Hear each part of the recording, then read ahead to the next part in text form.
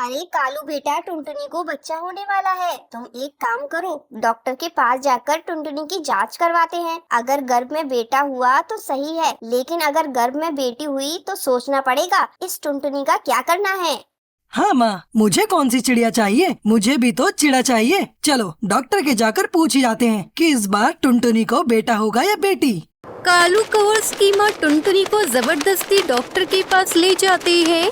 Doctor बुलबुल, जरा मेरी पत्नी को चेक करके बताओ कि इसको चिड़ा होगा या चिड़िया।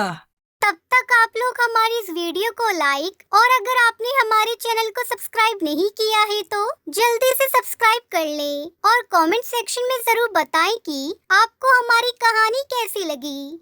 अरे पागलों, ऐसी बातें क्यों कर रहे हो? तुम पक्षियों को नहीं पता, ये गैर कानूनी है। मैं ये नहीं कर सकती, तुम इसे कहीं और ले जाओ।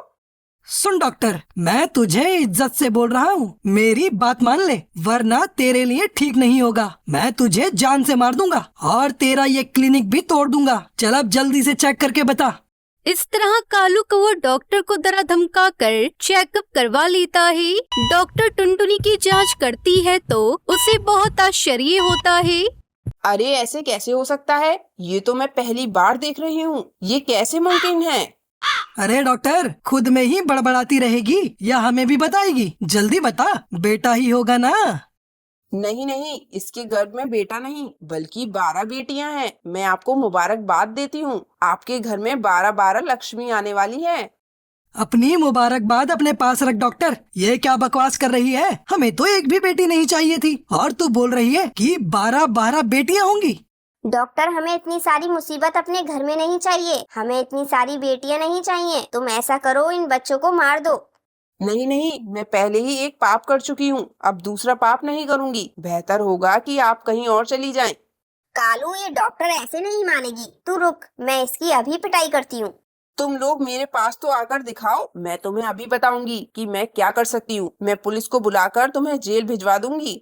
बेटा रहने देते हैं, चल घर चलकर ही कोई उपाय ढूंढते हैं।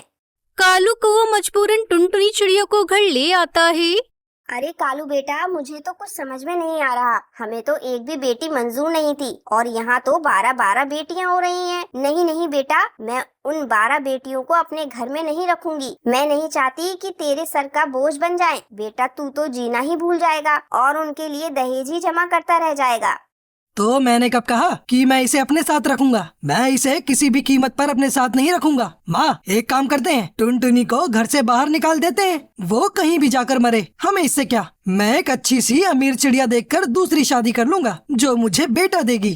हाँ हाँ बेटा, ये उपाय तो सही लग रहा है, लेकिन अगर हम उसे खुद घर से बाहर निकालेंगे तो वो पुलिस के पास चली जाएगी और हम दोनों को जेल में बंद करा देगी। जो होगा देखा जाएगा। मैं पुलिस वालों से भी निपट लूंगा, लेकिन इस टुनटुनी को अपने साथ घर में नहीं रखूंगा।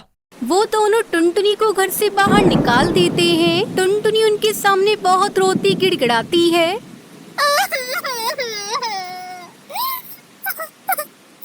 माँ जी, कालू जी, आप मुझे घर से बाहर क्यों निकाल रहे हैं? मेरी 12 बेटियाँ होने वाली हैं, उनका क्या होगा? मैं उन्हें कहाँ रखूंगी? ऐसा मत कीजिए। आप दोनों के अलावा मेरे इस दुनिया में कोई नहीं है। मेरे बारे में ना सही, कम से कम मेरी आने वाली 12 बेटियों के बारे में तो सोचिए।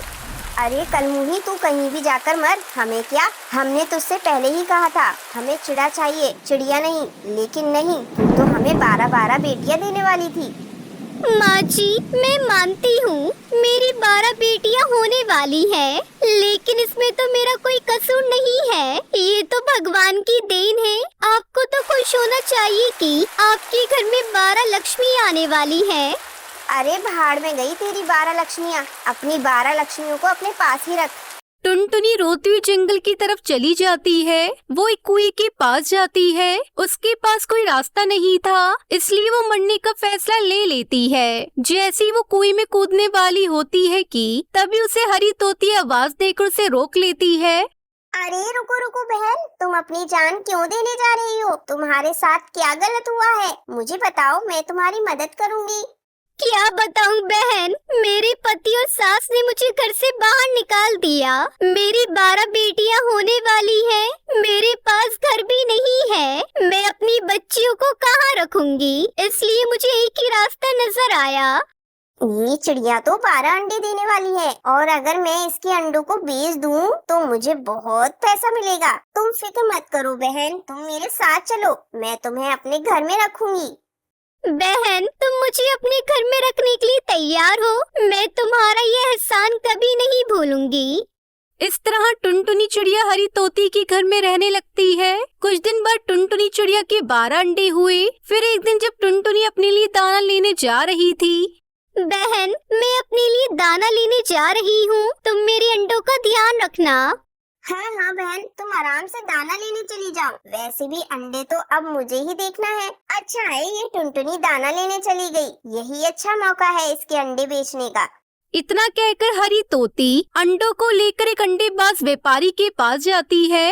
दुकानदार साहब, मैं इन अंडों को बेचना चाहती हूँ, बताओ इन अंडों की मुझे क्या कीमत दोगे? बाज दुकानदार अंडों को देखकर कुछ सोचने लगता है।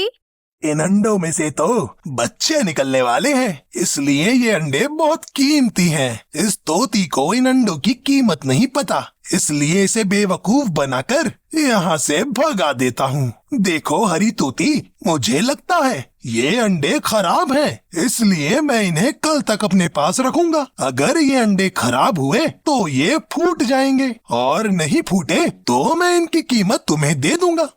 अरे नहीं नहीं, मुझे ये अंडों के पैसे अभी चाहिए, मैं कल तक इंतजार नहीं कर सकती।